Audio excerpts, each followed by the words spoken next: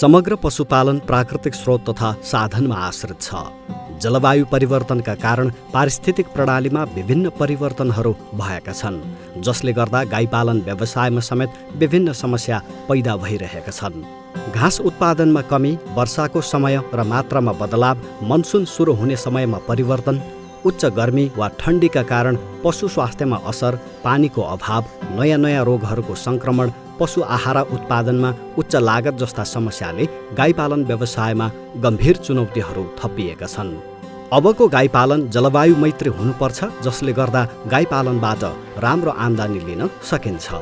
गाईपालनमा जलवायु अनुकूलन अभ्यासको सुरुवात सबैभन्दा पहिला सुधारिएको गोठबाट गर्न सकिन्छ।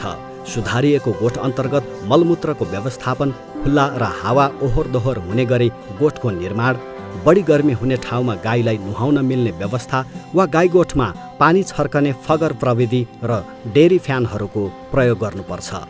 गाईको नस्ल सुधार, प्रतिकूल मौसम सहन सक्ने र उच्च उत्पादन दिने जातका गाई पालनमा जोड दिनुपर्छ।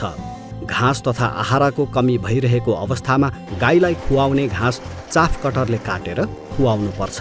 यसो गर्दा गाईबस्तुले घाँस नखाने वा खेर जाने अवस्थामा कमी आउँछ र घाँसको सदुपयोग हुन्छ। गाईका लागि जलवायु अनुकूल हुने नयाँ जातका धेरै उत्पादन हुने घाँसहरू लगाउनुपर्छ। हरियो घाँस उपलब्ध नहुने सिजनलाई लक्षित गरी हरियो घाँसको साइलेज र हे बनाएर राख्दा सुक्खा मौसममा घाँसको आपूर्ति सहज हुन्छ। सिँचाइका लागि पानीको आपूर्ति गर्न वा गोठमा आवश्यक पर्ने पानीका लागि सौर्य ऊर्जाको प्रयोग गर्न सकिन्छ।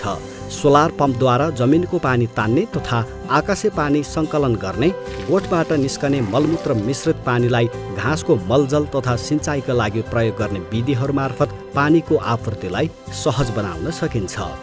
गाई पालन गर्ने परिवारले खर्च कम गर्नका लागि बायोग्यास प्लान्ट जडान गर्नुपर्छ।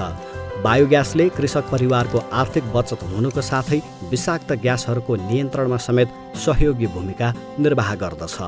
जलवायु मैत्री पशुपालन अन्तर्गत वातावरणको विनाश हुन नदिई कम लागतमा पशुजन्य वस्तु उत्पादन गरिन्छ भने जलवायुका असरहरूले पार्ने प्रभावको अनुकूल हुने गरी गाई पालनको व्यवस्था मिलाइन्छ।